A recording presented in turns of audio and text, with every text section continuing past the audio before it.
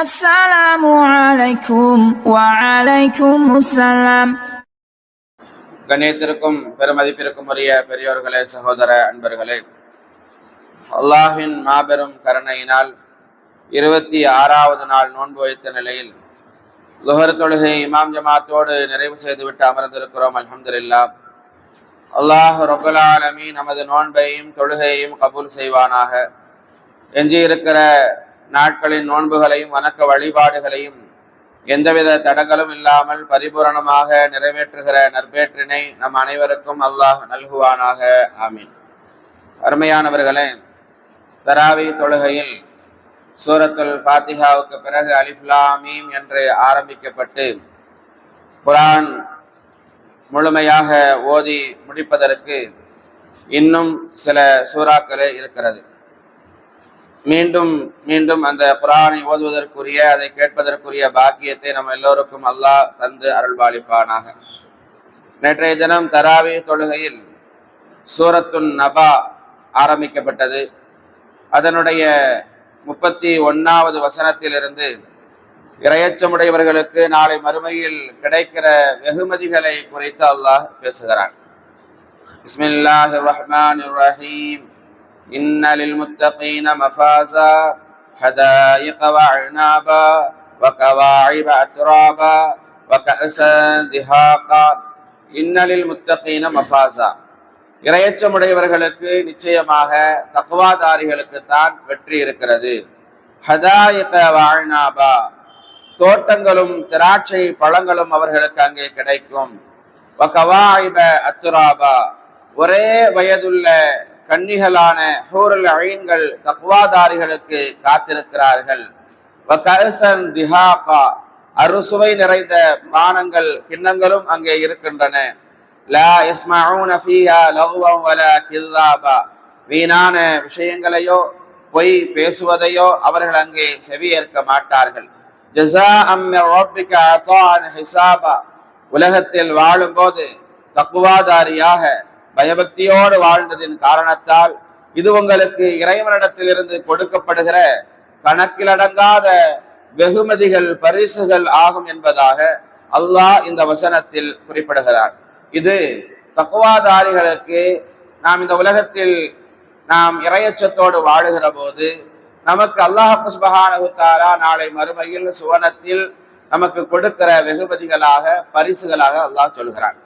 இறையச்சமுடையவர்களாக நாம் வாழ்ந்தால் இந்த உலகத்தில் நமக்கு என்ன கிடைக்கும் என்று நாம் பார்க்கிற போது சூரா தலாக்கினுடைய 2வது 3வது வசனத்தில் அல்லாஹ் கூறுகிறான், வமை யத்தகில்லாஹ யஜஅல் லஹு மஹ்ரஜா, யார் அல்லாஹ்வை பயந்து வாழுகிறார்களோ அவர்களுக்கு அல்லாஹ் பிரச்சனைகளை விட்டும் தீர்வுக்குரிய வழியை உருவாக்கி கொடுப்பான் என்பதாக சொல்கிறான். உங்களுக்கு நாம் இப்பொழுது நமக்கு எத்தனையோ பிரச்சனைகள் என்பதாக சொல்கிறோம், பிரச்சனைகளுக்கான தீர்வு கிடைக்காமல் இருக்கிறேன் என்பதாக சொல்கிறோம். யார் யாரிடத்திலாமோ போய் நாம் எனக்கு இப்படி ஒரு பிரச்சனை இருக்குது என்பதாக புலம்பிக் கொண்டு இருக்கிறோம். அல்லாஹ் சொல்கிறான், நீங்கள் தக்வாதாரிகளாக இருந்தால் உங்களுடைய பிரச்சனைகளுக்கான தீர்வு என்னிடத்திலே இருக்கிறது, நான் அதை தீர்த்து வைக்கிறேன் என்பதாக சொல்கிறான். அது மாத்திரமல்ல, மனிதர்கள் அறியாத புறத்தில் இருந்து அல்லாஹ் அவர்களுக்கு ரிசுக்கை கொட்டி கொடுப்பான். ரிசுக்கு அப்படின்னு சொல்லி சொன்னா நாம் என்ன நினைத்து கொண்டிருக்க கூடாது. ரிசுக்கு அப்படின்னு சொல்லி சொன்னா உணவு என்பதாக, இதுதான் ரிசுக்கு என்பதாக நாம் எண்ணிக்கொள்ளக்கூடாது. அது உணவாக இருந்தாலும் சரி, நமக்கு தேவையான பொருளாதாரமாக இருந்தாலும் சரி, வீடாக இருந்தாலும் சரி, வாகனமாக இருந்தாலும் சரி, எல்லாம் நம்முடைய தேவைகளை அது பூர்த்தி செய்து தருகிறது என்று சொன்னால் அதுதான் ரிசுக்கு என்பது. அந்த ரிசுக்கை உங்களுக்கு அறியாத புறத்திலிருந்து நான் கொடுப்பேன் என்பதாக அல்லாஹ் சுப்ஹானஹு வ தஆலா சொல்கிறான். நீங்கள் பயபக்தியுடையவர்களாக, தக்வாதாரிகளாக இருந்தால் உங்களுடைய பிரச்சனைகளை நான் தீர்த்து வைப்பேன். நீங்கள் அறியாத புறத்திலிருந்து ரிசுக்கை கொடுப்பேன் என்கிறான். அறியாத புறத்திலிருந்து ரிசுக்கை என்று சொன்னால் நாம் இன்றைக்கு சில நபர்கள் நாமே சொல்லி இருப்போம் இல்லையா? அதாவது நான் இந்த மாதிரி ஒரு வீடு கட்டுவேன் நினைச்சு கூட பார்க்கல, எப்படிதான் கட்டி முடிக்க போறோமோன்னு இருந்தேன், அல்லாஹ் தஆலா கிருபை செஞ்சா கட்டி முடிச்சிட்டோம் அப்படின்னு சொல்லிட்டு சொல்லக்கூடிய நிலைகளை பார்க்கிறோம். எப்படித்தான் நான் ஹஜ்ஜுக்கு போவேன் நினைச்சு கூட பார்க்கல, அறியாத புறத்திலிருந்து அல்லாஹ்வுடைய உதவி எனக்கு கிடைச்சது, நான் ஹஜ்ஜுக்கு போயிட்டேன் அப்படின்னு சொல்லக்கூடிய நிலைகளை பார்க்கிறோம். இப்படித்தான் ஒவ்வொரு காரியங்களும் பொருளாதாரம் எப்படிதான் இந்த காரியத்தை நம்ம நடத்த போறோம் முடிக்க போறோம்னு எனக்கு மலை மாதிரி தெரிஞ்சது, அல்லாஹ் தாலா லேசாக்கி தந்துட்டான், அல்லாஹ்வுடைய உதவி கிடைச்சிட்டு என்று சொல்வதை எல்லாம் கேட்கிறோம். இந்த மாதிரி நாம் சொல்லிக்கொண்டே இருக்க வேண்டுமானால் அல்லாஹ் சொல்லுகிறான், தக்வாதாரியா இருங்க, இறையச்சம் உங்களிடத்துல இருக்கட்டும், உங்களுக்கு அறியாத புறத்தில் இருந்து நான் உங்களுக்கு உதவி செய்வேன், ரிசுக்க உங்களுக்கு கொடுத்து கொண்டே இருப்பேன், பிரச்சனை தீர்க்க முடியாத பிரச்சனைகள் உங்களுக்கு இருக்குதா, உங்களுடைய பிரச்சனைக்கான தீர்வு என்னிடத்துல இருக்குது என்றெல்லாம் அல்லாஹ் சொல்லிவிட்டு அடுத்து சொல்கிறான், ஒமை யதவக்கல் அலல்லாஹ் ஃபஹுவ ஹஸ்பு, யார் அல்லாஹ்வின் மீது முழுமையாக நம்பிக்கை வைப்பாரோ அவருக்கு அந்த அல்லாஹ் அவன் மட்டுமே போதுமானவனாக இருக்கிறான் என்பதாக இந்த வசனத்தில் அல்லாஹ் தஆலா சொல்கிறான். இன்னல்லாஹ் பாலிக அம்ரிஹி கத் ஜஅலல்லாஹு லிகுல்லி ஷைஇன் கத்ரா, நிச்சயமாக அல்லாஹ் அவருடைய காரியங்களுக்கு பொறுப்பேற்றுக் கொள்வான். நாம இன்னைக்கு நம்முடைய காரியங்களை நடத்தி தருவதற்காக வேண்டி இது நல்லபடியா நடக்கணுங்கிறதுக்காண்டி யார் யாரிடத்திலாமோ போய் சென்று கொண்டிருக்கிறோம், போய் புலம்பிக் கொண்டிருக்கிறோம். அல்லாஹ் சொல்லுகிறான், நீங்க என்னைய நம்புங்க, என் மேல நீங்க தவக்கல் வைங்க, நான் உங்களுடைய காரியங்களுக்கு நான் பொறுப்பேற்றுக் கொள்கிறேன் என்பதாக சொல்கிறான். நிச்சயமாக அல்லாஹ் ஒவ்வொரு பொருளுக்கும் ஒரு அளவை உண்டாக்கி வைத்திருக்கிறான், ஒவ்வொரு காரியங்களுக்கும் ஒரு நிர்ணயத்தை அல்லாஹ் சுப்ஹானஹு வ தஆலா வைத்திருக்கிறான். அது வரைக்கும் அவங்களை அப்படியே கொஞ்சம் விட்டு பிடிப்பான். இப்போ பலஸ்தீனர்களை அந்த இஸ்ரேலை சார்ந்தவர்கள் அடித்துக் கொண்டிருக்கிறார்கள் என்று சொன்னால், இந்த மாதிரி எல்லாம் கொடுமை நடக்குது, இஸ்ரேலியர்கள் இப்படி அடித்துக் கொண்டிருக்கிறார்களே என்று நாம் மனம் வேதனைப்படுகிறோம். அந்த இஸ்ரேலியர்களுக்கு சில காலங்களை அல்லாஹ் சுப்ஹானஹு வ தஆலா தவணையாக விட்டு வைப்பான்.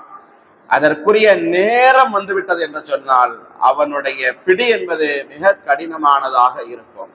இந்த சமயத்திலும் கூட அந்த பலஸ்தீன மக்கள் எந்த தவக்கலை குறித்து நாம் பேசிக் கொண்டிருக்கிறோமோ அந்த தவக்கலுக்கு சொந்தக்காரர்களாக நம்முடைய கண்களுக்கு முன்னாலேயே இருப்பதை நம்மால் பார்க்க முடிகிறது.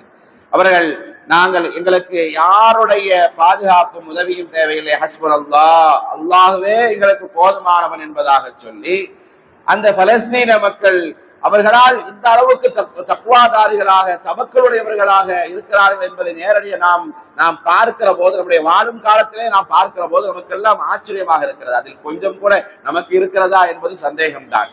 கொஞ்சம் யோசித்து பாருங்கள். அவர்கள் வீடை இழந்திருக்கிறார்கள், உறவுகளை இழந்திருக்கிறார்கள், தன்னுடைய இடிந்து கிடக்கிற அந்த வீட்டுக்கு மேலாக அமர்ந்து கொண்டு குர்ஆனுடைய வசனங்களை ஓதுகிறார்கள் என்று சொன்னால் எவ்வளவு மிகப்பெரிய தவக்கல் இருக்க வேண்டும். நமக்கு ஒரு சின்ன சோதனை வந்துட்டா போதும், சின்ன நோய் வந்துட்டா போதும், நான் பள்ளிவாசலுக்கு வரலங்க, ஏன் வரல, எனக்கு காய்ச்சல், எனக்கு உடம்பு சரியில்லை, என்னால வர முடியாது என்று சொல்லிவிடுகிறோம். இல்ல குடும்பத்துல கொஞ்சம் பிரச்சனையா இருக்கு, இப்ப பள்ளிக்கு வர முடியாது என்று நாம் ஒதுக்குகிறோம். இரண்டாம் பட்சமாக மூன்றாம் பட்சமாகத்தான் நாம் பள்ளிவாசலையும் அல்லாஹையும் வைத்திருக்கிறோம். அந்த அளவுக்கு தான் ஈமான் நம்மளுக்கு இருக்குது. அப்புறம் பலகீனமான ஈமானாக நாம் இருக்கிறோம். எவ்வளவோ சோதனைகளை அந்த பலஸ்தீன மக்கள் சந்தித்துக் கொண்டிருக்கிறார்கள். அப்படி எந்த அளவுக்குள்ள சோதனை நமக்கு தெரியாது இல்ல. குடும்பத்தை இழந்திருக்கிறார்கள், உறவுகளை இழந்திருக்கிறார்கள், பெற்றவர்களை இழந்திருக்கிறார்கள், வீடு இல்லாம இடிந்த வீட்டினுடைய திண்ணையிலே அமர்ந்திருக்கிறார்கள். அப்படி இருந்தும் அவர்கள் அல்லாஹ்வின் மீது வைத்திருக்கிற அந்த நம்பிக்கையை இழக்கவில்லை. எல்லாவற்றையும் இழந்து விட்டார்கள். இந்த உலகத்தில் தான் கொண்டிருக்கிற அந்த அல்லாஹ்வின் மீது வைத்திருக்கிற அந்த தவக்கல், அந்த நம்பிக்கை அவர்கள் இழக்கவில்லை. அல்லாஹ் எங்களுக்கு கை கொடுப்பான், அல்லாஹ் அவரை எங்களுக்கு போதுமானவன் என்பதாக சொல்லி இடிந்து கிடக்கிற அந்த கட்டடத்திற்கு மேலாக நின்று கொண்டு தொழுது கொண்டிருக்கிற மக்களை பார்க்கிறோம். அந்த இடிந்து கிடக்கிற அந்த கட்டடத்திற்கு மேலாக அமர்ந்து குர்ஆனினுடைய வசனங்களை அழகாக ஓதிக்கொண்டிருக்கிற நிலையை நம்மால் பார்க்க முடிகிறது என்று சொன்னால், எப்படி இந்த மக்களால் ஓத முடிகிறது, எப்படி தொழ முடிகிறது என்றால் அதுதான் தவக்கல் என்பது.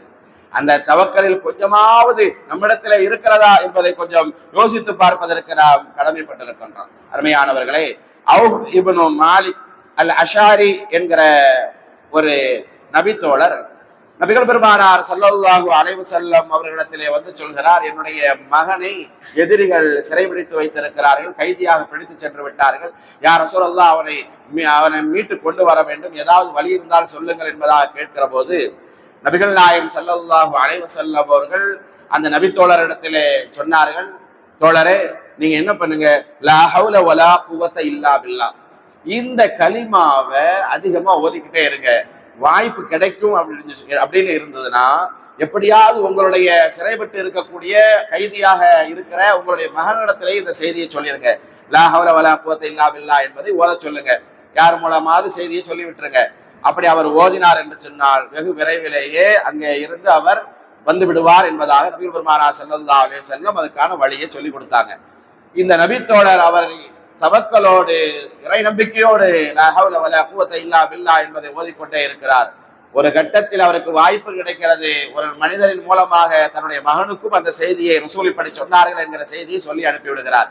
அவர் அந்த மகன் இருக்கிறாரே, அவர் இப்பொழுது சிக்கலில் இருக்கிறார் இல்லையா, அவர் மிக வீரியமாக அதை பிடித்துக் கொண்டார். அவருடைய கை கால்கள் எல்லாம் இரும்பு கம்பிகளால் பிணைக்கப்பட்டு கட்டப்பட்டு இருக்கிறது. இந்த நிலையிலே அவர் லா ஹவ்ல வலா குவத்த இல்லா பில்லா, லா ஹவ்ல வலா குவத்த இல்லா பில்லா என்பதை ஓதிக்கொண்டே இருக்கிறார். அல்லாஹ் சுப்ஹானஹு வ தஆலா அவருக்கு ஆற்றலை சக்தியை கொடுத்தான். அந்த இரும்பு கம்பிகளையே உடைத்தெறிந்து விட்டார். அங்கே இருந்து அந்த எதிரிகளிடமிருந்து அவர் தப்பித்து வருகிறார். அப்படி வரும்போது அவர் என்ன பண்ணாரு அப்படின்னு சொல்லி சொன்னா, நாம ஏன் இங்க இருந்து சும்மா போகணும்னு அங்க நிற்கக்கூடிய ஒரு மிகப்பெரிய ஆட்டு மந்தை அல்லது ஒட்டக மந்தை ரெண்டும் இருக்குது. அந்த ஆட்டு மந்தையோ ஒட்டக மந்தையோ அவர் பத்தி கொண்டு வந்து விட்டார். அவர் எடுத்துட்டு வந்துட்டாரு.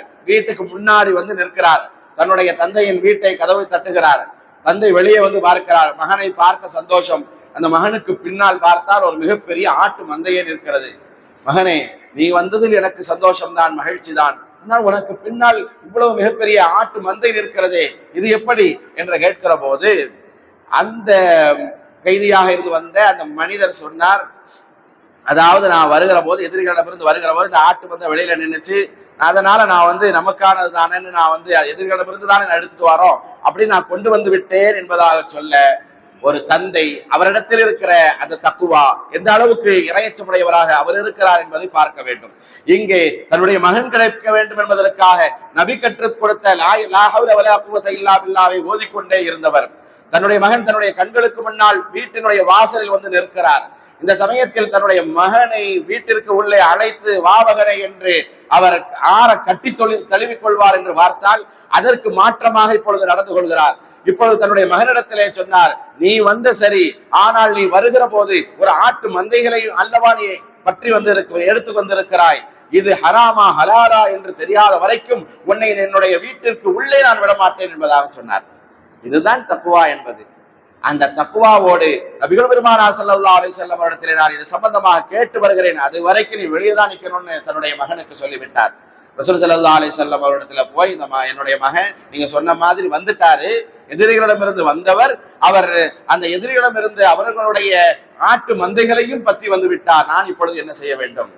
ரசூலுல்லாஹி ஸல்லல்லாஹு அலைஹி வஸல்லம் அவர்கள் சொன்னார்கள், அந்த ஆட்டு மந்தைகள் எதிரிகளுக்குரியதாக இருந்தாலும் அவர்களிடத்திலிருந்து அவர் தப்பி வருகிற போது அவர் எடுத்து வந்தார் என்று சொன்னால் இது அவருக்கு கிடைத்த கனீமத், இது அவருக்கு ஆகுமானது, இது ஹலால் என்பதாக ரசூலுல்லாஹி ஸல்லல்லாஹு அலைஹி வஸல்லம் அவர்கள் சொன்னார்கள். அதற்கு பிறகுதான் மகனை அவர் அங்கீகரித்தார் என்று சொன்னால், இப்பொழுது யோசித்து பாருங்கள், கைதியாக இருந்தவர் வந்துவிட்டார் என்பது மாத்திரமல்ல, ஒரு மிகப்பெரிய செல்வமும் பொருளாதாரமும் ஆட்டு மந்தையும் அவர்களுக்கு கிடைத்திருக்கிறது. எப்படி கிடைத்தது என்று சொன்னால், இதற்கு விளக்கம் தருகிற மக்கள் சொல்லுவார்கள், அதாவது அவரிடத்தில் இருந்த தக்குவா, அதுதான் அறியாத புறத்தில் இருந்து அவருக்கு செல்வத்தை அந்த ஆட்டு மந்தையை கொண்டு வந்து சேர்த்தது, அவருக்கு கிடைத்தது என்று சொன்னால் அதற்கு காரணம் அவரிடத்தில் இருந்த அந்த தக்குவா தான். நாம் மட்டும் பயபக்தி உடையவர்களாக வாழ்ந்தால் நாமே ஆச்சரியப்படக்கூடிய அளவுக்கு அல்லாஹ் தஆலா நமக்கு ரிஸ்கை நமக்கு கொட்டி கொடுப்பான் என்பதுதான் இஸ்லாம் நமக்கு சொல்லி தருகிற வரலாறாக அமைந்திருக்கிறது. அல்லாஹுவை நம்பியவர்களை அல்லாஹ் சுப்ஹானஹு வ தஆலா எந்த காலத்திலும் கைவிட மாட்டான் என்பதை நாம் கவனத்தில் வைக்க வேண்டும். மரியம் அலைஹிஸ்ஸலாத்து வஸலாம் அவர்கள் ஒரு கட்டத்தில் ஜக்கரியா அலைஹிஸ்ஸலாத்து வஸலாம் அவர்கள் பார்க்கிறார்கள், மரியம் அலைஹிஸ்ஸலாத்து வஸலாம் அவர்களுக்கு சீசனே இல்லாத சமயத்தில் பல வகைகளான கனிவர்க்கங்கள் அவர்களுக்கு முன்னால் இருக்கிறது. அப்பொழுது ஜக்கரியா அலைஹிஸ்ஸலாத்து வஸலாம் அவர்கள் கேட்கிறார்கள், யா மரியம் அன்னாலகி ஹாதா, மரியமே இதெல்லாம் உங்களுக்கு எங்க இருந்து கிடைச்சது, எப்படி வந்துச்சுன்னு கேட்டாங்க. அப்போ மரியம் அலைஹிஸ்ஸலாத்து வஸலாம் அவர்கள் சொன்னார்கள், காலத் ஹுவ மின் இன்தில்லாஹ், இது அல்லாஹ்வுடைய புறத்திலிருந்து எனக்கு கிடைத்தது என்று சொன்னதோடு மாத்திரம் அல்லாமல் அடுத்து சொன்னார்கள், இன்னல்லாஹ யர்ஸுகு மன் யஷா பிகைரி ஹிசாப், நிச்சயமாக அல்லாஹ் யாருக்கு நாடுகிறானோ அவர்களுக்கு கேள்வி கணக்கு இல்லாமல் கொடுப்பான். இங்கே மரியம் அலைஹிஸ்ஸலாத்து வஸலாம் அவர்களுக்கு அந்த பல வகைகளை அல்லாஹ் தஆலா கொடுத்தான், கனிவர்க்கங்களை கொடுத்தான் என்று சொன்னால் அதற்கு காரணம் என்ன? அவர்களிடத்திலே இருந்த தக்வா, அவர்களிடத்திலே இருந்த அந்த இறையச்சம் தான். மரியம் அலைஹிஸ்ஸலாத்து வஸலாம் அவர்கள் குழந்தை உண்டாகி இருக்கிறார்கள். அல்லாஹ்வினுடைய கட்டளை, நீங்கள் ஊரை விட்டு சென்று விடுங்கள் என்பதாக அல்லாஹ் சொல்லிவிட்டான். அவர்கள் சென்று விட்டார்கள். ஒரு பேரித்தம்பள மரத்துக்கு கீழாக மரியம் அலைஹிஸ்ஸலாத்து வஸலாம் அவர்கள் அமர்ந்திருக்கிறார்கள். இந்த சமயத்தில் அவர்களிடத்தில் இருந்த அந்த தக்வாவுக்கு கூலியாக, வெகுமதியாக, பரிசாக மரியம் அலைஹிஸ்ஸலாத்து வஸலாம் அவர்களுக்கு அல்லாஹ் சுப்ஹானஹு தஆலா கொடுத்தது ஒரு நீரூற்றை ஏற்படுத்தி கொடுத்தான். அந்த நீரூற்றில் இருந்து உங்களுக்கு எப்பொழுதெல்லாம் தாகம் எடுக்கிறதோ அப்பொழுதெல்லாம் அதிலிருந்து உங்களுடைய தாகத்தை தீர்த்துக் கொள்ளுங்கள், தண்ணீரை குடியுங்கள் என்பதாக சொன்னான். காய்ந்து போன பேரித்தம்பழ மரம், அந்த பேரித்த மரம் காய்ந்து போய் இருக்கிறது. அல்லாஹ் தஆலா சொன்னான், எப்பொழுதெல்லாம் உங்களுக்கு பசி எடுக்கிறதோ அப்பொழுதெல்லாம் அந்த காய்ந்து போன பேரித்த மரத்தை பிடித்து உழுக்குங்கள், உங்களுக்கு கனிந்த பேரித்தம் பழம் கிடைக்கும் என்பதாக சொன்னான். அதே போல அவர்கள் பசிக்கிற போது அந்த காய்ந்த பேரித்த மரத்தை உழுக்குவார்கள், அதிலிருந்து பேரித்தம் பழம் விழும், அதை எடுத்து சாப்பிட்டுக் கொள்வார்கள். அவர்களுக்கு எப்பொழுதெல்லாம் தாகம் எடுக்கிறதோ அப்பொழுதெல்லாம் அந்த நீரீற்றில் இருந்து தண்ணீரை அவர்கள் குடிப்பார்கள் என்று சொன்னால், எப்படி மரியம் அலைஹிஸ்ஸலாத்து வஸலாம் அவர்களுக்கு அல்லாஹ் சுப்ஹானஹு தஆலா இந்த அறியாத புறத்தில் இருந்து அந்த தண்ணீரையும் அந்த பழத்தையும் கொடுத்தான் என்று சொன்னால், அதுதான் அல்லாஹ் சுப்ஹானஹு தஆலா யார் தக்வாதாரிகளாக இறையச்சமுடையவர்களாக இருக்கிறார்களோ அவர்களுக்கு அறியாத புறத்தில் இருந்து ரிசுக்கை கொட்டி கொடுப்பான். நபி இப்ராஹிம் அலைஹிஸ்ஸலாத்து வஸலாம் அவர்கள் நெருப்பு குண்டத்திலே தூக்கி வீசப்பட்ட வரலாறு நமக்கு தெரியும். நபி இப்ராஹிம் அலைஹிஸ்ஸலாத்து வஸலாம் அவர்களுக்காக வேண்டி தயார் செய்து வைக்கப்பட்டிருந்த அந்த நெருப்பு குண்டத்துக்கு பக்கத்திலே யாரும் நெருங்க முடியாது, கருகி விடுவார்கள், அப்படிப்பட்ட நெருப்பு குண்டம் அது. நபி இப்ராஹிம் அலைஹிஸ்ஸலாத்து வஸலாம் அவர்களை கூட தூக்கி வீசுவதற்காக வேண்டி மஞ்சரீக் என்று சொல்லப்படுகிற பீரங்கி இருக்கிறது, அதனுடைய அடிப்படை என்பதாக சொல்லப்படுகிறது. அந்த மஞ்சரீக் என்கிற அந்த கருவியை அந்த நம்ரூத் மன்னன் தயார் செய்து அதில் நபி இப்ராஹிம் அலைஹிஸ்ஸலாத்து வஸலாம் அவர்களை வைத்து கட்டி அப்படியே விசையை முறுக்கி விட்டார் என்று சொன்னால், நபி இப்ராஹிம் அலைஹிஸ்ஸலாத்து வஸலாம் அவர்கள் அப்படியே மேல தூக்கி வீசப்பட்டு அந்த நெருப்பு குண்டத்தில் போய் விழுவார்கள். அப்படி ஒரு ஏற்பாட்டை அந்த நம்ரூத் மன்னன் செஞ்சிருந்தான். இப்ப நபி இப்ராஹிம் அலைஹிஸ்ஸலாத்து வஸலாம் அவர்கள் நெருப்பு குண்டத்திலே வீசப்படுவதற்கு முன்னால் மலக்குகள் வருகிறார்கள், நாங்கள் உங்களை பாதுகாத்து விடட்டுமா என கேட்கிறார்கள். நபி இப்ராஹிம் அலைஹிஸ்ஸலாத்து வஸலாம் அவர்கள் சொன்ன வார்த்தை என்ன? ஹஸ்புனல்லாஹ், அல்லாஹ்வே எனக்கு போதுமானவன், உங்களுடைய பாதுகாப்பு எனக்கு தேவையில்லை என்பதாக சொன்னார்கள். அவர்களிடத்தில் இருந்த அந்த தவக்கல், அவர்களிடத்தில் இருந்த அந்த தவக்கல் இருக்கிறதை, அதற்கான கூலியை பாருங்கள். நபி இப்ராஹிம் அலைஹிஸ்ஸலாத்து வஸலாம் அவர்கள் நெருப்பு குண்டத்திலே தூக்கி வீசப்படுகிறார்கள். நேரடியாகவே அல்லாஹ் சுப்ஹானஹு தஆலா அந்த நெருப்புக்கு கட்டளையிட்டான், குல்லா யா நாரு கூனி பர்த வ ஸலாமன் அலா இப்ராஹிம், இப்ராஹிமுக்கு நெருப்பை நீ குளிர்ந்த பூஞ்சோலையாக மாறிவிடு என்பதாக சொன்னான். அது குளிர்ந்த பூஞ்சோலையாக மாறியது என்பது நமக்கு தெரியும். உங்களுக்கு தெரியுமா, நபி இப்ராஹிம் அலைஹிஸ்ஸலாத்து வஸலாம் அவர்கள் அந்த நெருப்பு குண்டத்தில் அந்த பூஞ்சோலையில எவ்வளவு காலங்கள் இருந்தார்கள் தெரியுமா? 50 நாட்கள் உள்ள இருந்தார்கள். அந்த 50 நாட்கள் ஒருத்தர் சாப்பிடாம எதுவும் குடிக்காம அந்த நெருப்பு குண்டத்துக்கு உள்ள இருந்தார்கள் என்று சொன்னால் அதற்கு காரணம் நபி இப்ராஹிம் அலைஹிஸ்ஸலாத்து வஸலாம் அவர்களுக்கு அறியாத புறத்திலிருந்து அல்லாஹ் சுப்ஹானஹு தஆலா சுவனத்தினுடைய உணவுகளை கொடுப்பான். எப்படி அந்த 50 நாட்கள் நபி இப்ராஹிம் அலைஹிஸ்ஸலாத்து வஸலாம் அவர்களுக்கு அந்த சுவனத்தினுடைய உணவு அறியாத புறத்திலிருந்து கிடைத்தது? அவர்களிடத்தில் இருந்த அந்த தவக்கல், அந்த தவக்கல் நம்ம இடத்துல இருக்குதா? நபி இப்ராஹிம் அலைஹிஸ்ஸலாத்து வஸலாம் அவர்களுடைய வரலாற்றில் நம்மால் பார்க்க முடியும். நபி இப்ராஹிம் அலைஹிஸ்ஸலாத்து வஸலாம் அவர்கள் சொல்லுவார்கள், நான் என்னுடைய வாழ்நாள் எத்தனையோ நாட்களை கடந்திருக்கிறேன், ஆனால் அந்த நெருப்பு குண்டத்தில் நான் இருந்த அந்த 50 நாட்களை போல வேறு எந்த நாட்களும் நிம்மதியாக சந்தோஷமாக நான் இருந்ததில்லை என்பதாக நபி இப்ராஹிம் அலைஹிஸ்ஸலாத்து வஸலாம் அவர்கள் சொன்னார்கள் என்று சொன்னால் அதுதான் வயர்ஸுகு மின் ஹைஸு லா யஹ்தஸிப், அறியாத புறத்திலிருந்து அல்லாஹ் சுப்ஹானஹு தஆலா ரிஸ்கை கொட்டி கொடுப்பான். எப்பொழுது நம்மிடத்திலே அந்த தவக்கல் என்கிற அந்த நம்பிக்கை இருக்கிற போது, தக்வா என்கிற அந்த இறை அச்சம் இருக்கிற போது. நபி யூனுஸ் அலைஹிஸ்ஸலாத்து வஸலாம் அவர்கள் மீனுடைய வயிற்றிலே மாற்றிக்கொண்டார்கள். இப்பொழுது மீனினுடைய வயிற்றில் சிக்கி இருக்கக்கூடிய நபி யூனுஸ் அலைஹிஸ்ஸலாத்து வஸலாம் அவர்கள் கொஞ்சம் யோசித்து பாருங்கள், தப்பிப்பதற்கான வாய்ப்பே இல்லை. கொஞ்ச நேரம் கூட நம்மளால ஆக்சிஜன் இல்லைன்னா, மூச்சு விட முடியலைன்னா நம்மளால உயிர் வாழ முடியாது. மீனுடைய வயிற்றில் சிக்கிக் கொண்டார்கள் நபி யூனுஸ் அலைஹிஸ்ஸலாத்து வஸலாம் அவர்கள். மிகப்பெரிய இருளிலே மாட்டிக்கொண்டார்கள். சாதாரண ஒரு சின்ன இருளை பார்த்தா நமக்கு பயமா இருக்குது. ஆழ் கடலினுடைய இருள், இருட்டினுடைய இரவினுடைய இருள், மீன் வயிற்றினுடைய இருள், இப்படி எத்தனையோ இருள்களுக்குள் நபி யூனுஸ் அலைஹிஸ்ஸலாத்து வஸலாம் அவர்கள் இருக்கிறார்கள். அவர்கள் கையில் எடுத்தது என்ன? லா இலாஹ இல்லா அன்த சுப்ஹானக இன்னி குன்து மினல் ஸாலிமீன். தஸ்பீஹ் ஓத ஆரம்பித்து விட்டார்கள். அதுதான் எத்தனையோ காலங்கள் நபி யூனுஸ் அலைஹிஸ்ஸலாத்து வஸலாம் அவர்கள் அந்த மீனினுடைய வயிற்றில் இருந்தார்கள். அவர்களுடைய உணவு, அவர்களுக்கான உணவு லா இலாஹ இல்லா அன்த சுப்ஹானக இன்னீ குன்து மினல் ஸாலிமீன். எப்படி அல்லாஹ் சுப்ஹானஹு வ தஆலா அந்த மீனினுடைய வயிற்றிலிருந்து அவர்களை மீண்டு பாதுகாத்தாரா இல்லையா?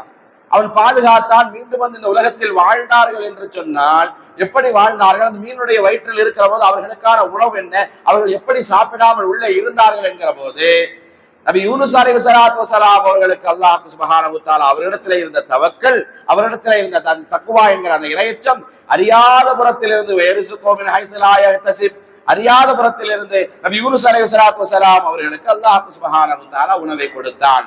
வமன் யத்தகில்லாஹ யஜ்அல் லஹு மஹ்ரஜா, யார் அல்லாஹ்வை பயந்து வாழுகிறாரோ அவருக்கு அல்லாஹ் பிரச்சனைகளை விட்டும் தீர்வுக்குரிய வழியை அல்லாஹ் சுப்ஹானஹு வ தஆலா உருவாக்கி கொடுப்பான். ஒரு பிரச்சனையிலே நபி யூனுஸ் அலைஹிஸ்ஸலாத்து வஸலாம் அவர்கள் மாட்டிக்கொண்டார்கள். அவரிடத்தில் இருந்த அந்த தக்வா, அவரிடத்தில் இருந்த அந்த தவக்கல், அந்த பிரச்சனைகளுக்கான தீர்வை அல்லாஹ் சுப்ஹானஹு வ தஆலா அவர்களுக்கு கொடுத்தான். மீனுடைய வயிற்றில் இருந்து தப்பித்தார்கள். வயர்சுகோ மின் ஹைஸு லா யஹ்தஸிப், அந்த மீனுடைய வயிற்றில் இருக்கிற போது அறியாத புறத்திலிருந்து அவர்களுக்கு உணவு கிடைத்தது. வமன் யதவக்கல் அலல்லாஹி ஃபஹுவ ஹஸ்பு, யார் அல்லாஹ்வின் மீது முழுமையாக நம்பிக்கை வைப்பாரோ அவருக்கு அந்த அல்லாஹ்வே போதுமானவனாக இருக்கிறான். தௌரினுடைய குகையிலே நபிகள் பெருமானார் ஸல்லல்லாஹு அலைஹி வஸல்லம் அவர்களும் அபூபக்கர் சித்திக் ரலியல்லாஹு அன்ஹு அவர்களும் இருக்கிறார்கள். எதிரிகளின் கால்களை அபூபக்கர் சித்திக் ரலியல்லாஹு அன்ஹு அவர்கள் பார்த்துவிட்டு நபியிடத்திலே சொன்னார்கள், யா ரசூலல்லாஹ், நாம் இருவர் மட்டும்தானே இருக்கிறோம், எதிரிகள் குனிந்து பார்த்தால் இருவருடைய தலைகளும் பறிபோய் விடுமே, என்ன செய்வது என்று பதறி கேட்கிற போது அந்த நேரத்தில் நபிகள் பெருமானார் ஸல்லல்லாஹு அலைஹி வஸல்லம் அவர்களிடத்திலே இருந்த அந்த தவக்கலை பாருங்கள், அவர்களிடத்தில் இருந்த அந்த ஈமானை பாருங்கள். லா தஹ்சன் இன்னல்லாஹ மஅனா, நண்பரே கவலைப்படாதீங்க, நாம் இருவர் மட்டுமல்ல, நம்ம கூட சூப்பர் பவராக மூன்றாவது நபராக இறைவன் இருக்கிறான், அவன் நம்மை பாதுகாப்பான் என்பதாக சொன்னார்களே, பாதுகாக்கப்பட்டார்களா இல்லையா? எப்படி அந்த சௌர் குகையிலே அவர்கள் பாதுகாக்கப்பட்டார்கள்? அதற்கு காரணம் அவர்களிடத்தில் இருந்த தவக்கல். அந்த தவக்கலுக்கு, அவர்களிடத்தில் இருந்த அந்த தவக்கலுக்கு, அவர்களிடத்தில் இருந்த அந்த தக்வாவுக்கு கூலி அல்லாஹ் சுப்ஹானஹு வ தஆலா எப்படி கொடுக்கிறார் என்பதை பாருங்கள். அந்த ஹிஜ்ரத்தினுடைய பயணத்துல நபிகள் பெருமானார் ஸல்லல்லாஹு அலைஹி வஸல்லம் அவர்களும் அபூபக்கர் சித்திக் ரலியல்லாஹு அன்ஹு அவர்களும் அந்த குகையை விட்டு வெளியே வராங்க, நடந்து போறாங்க. அவர்களால பசியை தாங்கிக் கொள்ள முடியவில்லை. இப்ப ஏதாவது ஒண்ணு சாப்பிட்டே ஆகணும் அப்படிங்கிற மாதிரியான ஒரு கட்டம். பல நாட்களா சாப்பிடாம இருக்கிறாங்கிற மாதிரியான சூழ்நிலை. இப்போ ஏதாவது நமக்கு குடிப்பதற்கோ சாப்பிடுவதற்கோ கிடைக்காதா என்று பார்க்கிற போது, ஒரு தூரத்திலே பார்க்கிற போது ஒரு குடிசை தெரிகிறது. அந்த குடிசைக்கு பக்கத்துல நெருங்கி பார்க்கிறார்கள், யாராவது வீட்டுல இருக்கிறீங்களான்னு அபூபக்கர் சித்திக் ரலியல்லாஹு அன்ஹு கேட்கிறாங்க. அப்படி கேட்கிற போது குடிசைக்கு உள்ள இருந்து உம்மு மஅபத் என்று சொல்லப்படக்கூடிய ஒரு அம்மா வெளியே வராங்க. அந்த உம்மு மஅபத் அந்த அம்மா இருக்கிறாங்களே, அவங்க வந்து ரொம்ப வயசான அம்மா. ரசூல் ஸல்லல்லாஹு அலைஹி வஸல்லம் பாக்குறாங்க, யார் இது, இந்த மனுஷன் வெளியூர்காரரா, ரொம்ப அழகா இருக்கிறாரு. அதாவது இந்த ரசூல் ஸல்லல்லாஹு அலைஹி வஸல்லம் அவர்களுடைய இந்த அங்க அமைப்புகள், உருவ அமைப்புகள் இருக்குது இல்லையா, அதை வர்ணிப்பதற்கென்றே ஒரு கிதாப் இருக்குது, ஷமாயில் அப்படின்னு சொல்லுவாங்க. அந்த ஷமாயில நீங்க எடுத்து பாத்தீங்கன்னா இந்த உம்மு மஅபத் என்று சொல்லப்படக்கூடிய இந்த அம்மா இருக்கிறாங்களே, இவங்கதான் ரசூல் ஸல்லல்லாஹு அலைஹி வஸல்லம் அவருடைய அந்த உருவ அமைப்புகளை ரொம்ப அற்புதமா அழகா வர்ணிச்சு சொல்லுவாங்க. ரசூல் ஸல்லல்லாஹு அலைஹி வஸல்லம் அவருடைய அந்த புருவம் எப்படி இருந்தது, அவருடைய நெற்றியினுடைய அமைப்பு எப்படி இருந்தது, அவருடைய அந்த பற்களுடைய வரிசை நிலவை போல நிலவை அடுக்கி வைத்தது மாதிரி அப்படி இருந்தது என்றெல்லாம் அந்த அம்மா சொல்றதை கேட்கிற போது அவ்வளவு அற்புதமா அந்த அம்மா சொல்லுவாங்க. வயது முதிர்ந்த அந்த அம்மா. இந்த உம்மு மஅபத் அந்த அம்மாட்ட போய் அபூபக்கர் சித்திக் ரலியல்லாஹு அன்ஹு கேட்கிறாங்க, இப்போ நாங்க இந்த வழிபோக்கரா நாங்க இருக்கிறோம், சாப்பிட்டு ரொம்ப நாள் ஆச்சு, சாப்பிடாம இருக்கிறோம், ஏதாவது குடிக்கிறதுக்கோ சாப்பிடுறதுக்கோ ஏதாவது இருந்தா தாங்கன்னு கேட்கறாங்க.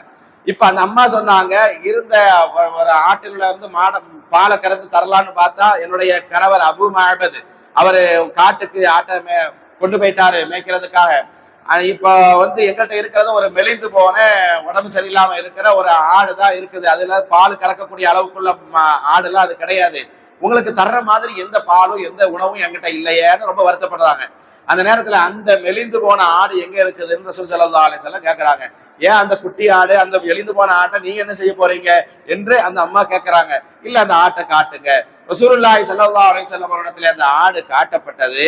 ரசூலுல்லாஹி ஸல்லல்லாஹு அலைஹி வஸல்லம் அவர்கள் அந்த அம்மாட்ட ஒரு பாத்திரத்தை கேட்டாங்க. அந்த ஆடு பால் தராதம்மா, அதுக்கு போய் பால் கறக்கிறதுக்காக பாத்திரம் கேட்கிறீங்களே, இல்ல நீங்க அந்த பாத்திரத்தை கொடுங்க. ஒரு பாத்திரத்தை ரசூல் ஸல்லல்லாஹு அலைஹி வஸல்லம் அவர்களுக்கு கொடுக்கப்பட்டது. ரசூல் ஸல்லல்லாஹு அலைஹி வஸல்லம் அந்த பாத்திரத்தை வாங்கினாங்க. அதனுடைய மடியில தன்னுடைய முபாரக்கான கையை வச்சு அவர்கள் அப்படியே அந்த ஆட்டில மடு கூட சரியா இல்லை, அப்படியே தன்னுடைய கையால் இழுத்து விட்டார்கள். அப்படியே அந்த ஆட்டிலிருந்து அல்லாஹ் சுப்ஹானஹு வ தஆலா பரக்கத் செஞ்சா அந்த ஆட்டிலிருந்து பால் கறக்க ஆரம்பித்தார்கள் ரசூலுல்லாஹி ஸல்லல்லாஹு அலைஹி வஸல்லம். பால் கறந்து அந்த பாத்திரம் ஃபுல்லா பாலா இருக்குது. ரசூல் ஸல்லல்லாஹு அலைஹி வஸல்லம் குடிக்கிறாங்க, அபூபக்கர் சித்திக் ரலியல்லாஹு அன்ஹு குடிக்கிறாங்க. அதுக்கப்புறமா கொஞ்சம் அந்த பாத்திரத்துல பாலை கறந்து அந்த உம்மு மஅபத் என்கிற அந்த அம்மாவுக்கு ரசூல் ஸல்லல்லாஹு அலைஹி வஸல்லம் கொடுத்தாங்க. அப்படி கொடுக்கிற போது நீங்க யாருன்னு கேட்டு விசாரிக்கிறாங்க. ரசூல் ஸல்லல்லாஹு அலைஹி வஸல்லம் விஷயத்தை சொல்றாங்க, நீங்க அல்லாஹ்வினுடைய ரசூல் தான், தூதர் தாங்கிறத நான் ஏத்துக்கிறேன். என்னுடைய கணவர் வரட்டும், அவரோட அனுமதியோடு அவரையும் அழைத்துக் கொண்டு நீங்கள் மதீனாவுக்கு செல்லுங்கள், நாங்கள் மதீனாவில் வந்து உங்களை சந்திக்கிறோம் என்பதாக அந்த உம்மு மஅபத் அம்மா சொன்னாங்க. அதே போல ரசூல் ஸல்லல்லாஹு அலைஹி வஸல்லம் அவர்களை மதீனாவில் சந்தித்தவர்கள் ஈமான் கொண்டார்கள் என்பது வரலாறு. இங்க நான் சொல்ல வந்த செய்தி, அங்கே பசியோடு ரசூலுல்லாஹி ஸல்லல்லாஹு அலைஹி வஸல்லம் அவர்களும் அபூபக்கர் சித்திக் ரலியல்லாஹு அன்ஹு அவர்களும் இருந்தார்கள். அப்படி இருக்கிற போது அவர்களுக்கு பால் கிடைத்தது, அவர்கள் குடித்தார்கள். அபூபக்கர் சித்திக் ரலியல்லாஹு அன்ஹு அவர்களுக்கு பரக கொடுத்தார்கள்.